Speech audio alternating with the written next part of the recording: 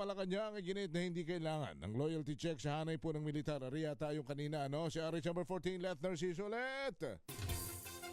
Nananatili ang kumpiyansa at tiwala ni Pangulong Ferdinand Marcos Jr. sa hanay ng militar. Ito ang tiniyak ng Malacanang matapos ibunyag ni NBI Director Melvin Matibag sa impeachment trial na may ilang uniform personnel, kabilang na ang ilang miyembro ng Vice Presidential Security Group na itinuturing nilang person of interest sa umano'y planong pagpatay sa Pangulo.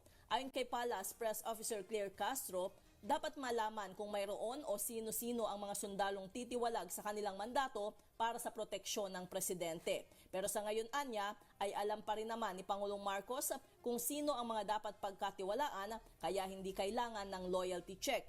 Sabi ni Castro, nasa liderato na ng Armed Forces ang pagtiyak na mananatiling tapat sa kanilang tungkulin ang mga sundalo. Ito si Let Narciso para sa DZRH, una sa Pilipinas, una sa Pilipinas.